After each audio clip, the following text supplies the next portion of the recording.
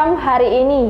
Gubernur Sumatera Selatan Haji Hermanderu menghadiri langsung peletakan batu pertama pembangunan Mapolda Sumsel. Pembangunan dari dana hibah Pemprov Sumsel ini ditargetkan selesai hingga akhir tahun 2022 mendatang.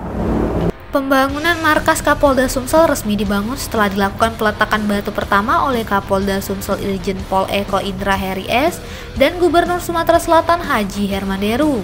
Pembangunan Mapolda Sumsel ditargetkan selesai hingga akhir 2022 mendatang. Kapolda menjelaskan konsep pembangunan gedung Mapolda Sumsel yang baru ini menggunakan konsep smart building dengan fasilitas yang lengkap dan memadai. Penghargaan dan terima kasih kepada Pemda, kemudian DPRD dan juga masyarakat atas kepercayaan yang diberikan sehingga kami dibangunkan gedung yang sangat luar biasa megah ini. Tentu ini juga tantangan untuk kita, artinya ini juga di samping diberikan semacam adalah penghargaan, tapi juga kami harus meningkatkan kualitas pelayanan kepada masyarakat Sumatera Selatan ini. Nah, ini yang kita akan saya coba informasikan kepada anak buah saya, anggota saya sampai dengan level bawah, terus melayani masyarakat Sumsel dengan sebaik-baiknya. Semuanya dari Pemda itu 2 kali 2 tahun anggaran ya tahun ini sama ke depan. Karena besarannya tadi 74 dengan 74 ya. Depan nanti dilakukan lagi. Tapi sudah disetujui semua, hanya tinggal pelaksanaannya. Diharapkan Mapolda Sumsel bisa meningkatkan dapat menambah semangat dan motivasi kerja para personel Polda Sumsel dalam memberikan pelayanan kepada masyarakat serta menjaga Kamtibmas. Sementara itu, Gubernur Sumsel Haji Hermanderu mengatakan biaya pembangunan gedung Mapolda Sumsel merupakan dana hibah yang diberikan Pemprov Sumsel sebesar 74 miliar rupiah. Rencananya dana tersebut akan diserahkan secara bertahap. Reporter Kurniawan, juru kamera Al-Hadi Farid, palpres.com. Pemirsa, ratusan barang bukti berupa senjata api, amunisi, dan senjata tajam dimusnahkan dengan cara digerinda. Pemusnahan senjata untuk kejahatan ini dipimpin langsung Kapolda Sumsel, Irjen Pol Eko Indra Heri, dan Gubernur Sumatera Selatan. Kepolisian daerah Sumatera Selatan memusnahkan ratusan barang bukti berupa senjata api rakitan, amunisi, dan senjata tajam di halaman Mapolda Sumsel. Pemusnahan barang bukti dipimpin langsung oleh Kapolda Sumsel, Irjen Pol Eko Indra Heri, dan Gubernur Sumsel Haji Hermanderu. Pemusnahan sendiri dilakukan dengan cara digergaji menggunakan mesin gerinda. Irjen Pol Eko mengatakan pemusnahan barang bukti senpi, senpira, amunisi, dan sajam ini merupakan hasil dari beberapa kegiatan yang dilakukan oleh jajaran Polda Sumsel. Ini tadi senpi yang kita musnahkan itu kan luar biasa. Tidak hanya senpi ya, termasuk sajam.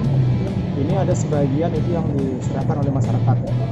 Jadi sebagian itu hasil dari kita, juga termasuk hasil dari penangkapan para pelaku-pelaku. Itu ada sebagian senjata api itu dan betul-betul senjata api buatan pabrik, bukan hanya yang buatan masyarakat, tapi yang senjata panjang-panjang itu yang banyak diserahkan oleh masyarakat. Untuk barang bukti yang dimusnahkan sendiri terdiri dari 385 pucuk senjata api, 107 butir amunisi, dan sajam sebanyak 85 bilah. Kapolda berharap seluruh lapisan masyarakat dapat proaktif dalam memberikan informasi apabila mengetahui, melihat, dan menemukan adanya pembuatan serta peredaran senpira agar dapat menekan angka kriminalitas yang ada di Sumsel dalam menciptakan situasi dan kondisi Kamtibmas yang kondusif. Himbauan saya dengan adanya maklumat Kapolda ini, tolong masyarakat kita yang seperti sekarang, saya kira senjata api, tajam, yang katakanlah itu mungkin dulu untuk melindungi diri, saya kira sudah nggak perlu lagi. Cukup semua masalah kita selesaikan dengan solusi berdamai, solusi dengan cara-cara tidak melanggar hukum. Sementara itu, Gubernur Sumsel Hermanderu mengapresiasi personel Polda Sumsel yang telah aktif memberikan kenyamanan dan keamanan kepada masyarakat Sumsel. Apresiasi dengan Polda Sumatera Selatan menyelesaikan masalah ini tanpa kekerasan. Jadi masyarakat mengembalikan ini, bahkan jumlahnya hampir 1000 ini tadi, 1000 piece senpi, senpira maupun tajam. Luar biasa ini. Ya. Reporter Kurniawan dan juru kamera Al-Hadi Farid, palpres.com. Komandan Korem 044 Garuda Dempo Brigjen TNI Jauhari Agus Suraji memimpin sertijab kepada sejumlah pejabat di jajaran Korem 044 Gapo. Serah terima jabatan berkaitan dengan pembinaan personel dan pembinaan satuan. Berikut liputannya. Komandan Korem 044 Garuda Dempo, Brigjen TNI Jauhari Agus Suraji memimpin serah terima jabatan kepada sejumlah jabatan di jajaran Korem 044 Gapo. Serah terima jabatan sendiri dilaksanakan di Balai Prajurit Makorem 044 Gapo.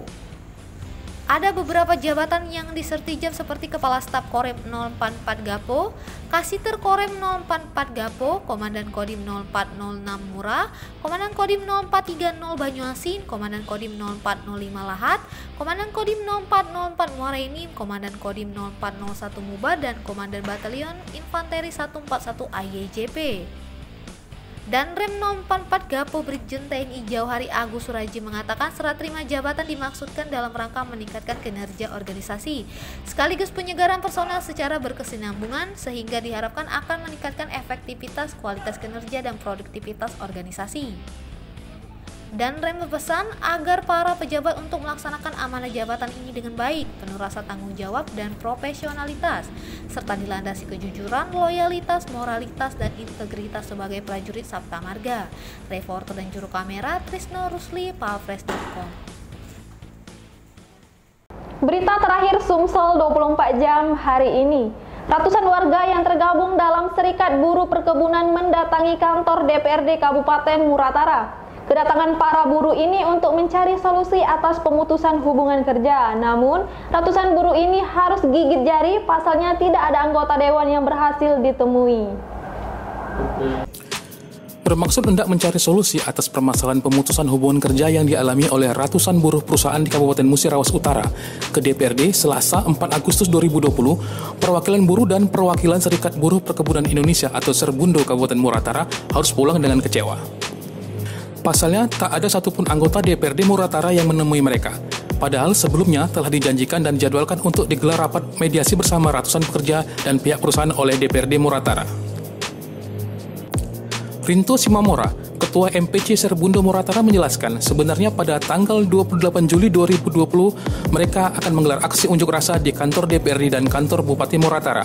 Namun karena pihak DPRD Muratara berjanji mengajak mediasi, maka aksi tersebut mereka tunda. Yang kedua, bahwa di perusahaan Lomsum saat ini telah mem-PHK pengurus serikat. Artinya mereka telah melakukan pelanggaran undang-undang juga. Itu. Yang ketiganya ini terkait dengan PTJOP. PTJOP itu sudah hampir 1 tahun tidak dibayar upah. Seperti itu, Pak. Kalau di PTJOP itu kurang lebih 100 orang. Kalau di PT Lomsum karyawan yang belum dibayarkan hak-haknya kurang lebih 4 orang. Kalau total diperkirakan kurang lebih 500 orang seluruhnya. Iya. Tadi kawan-kawan tadi meminta bahwa DPR ini akan kita segel dulu untuk sementara. Nah, kalau alasan tadi menurut info dari dalam bahwa mereka itu tidak bisa hadir karena DL ya kan. Nah, itulah kita kecewa tadi. Apakah penting DL apa masyarakat? Kan seperti itu ya kan. Reporter dan juru kamera Sony Harsono, Palpres.com. Demikianlah berita Sumsel 24 jam hari ini. Saya Sri Devi, sampai jumpa.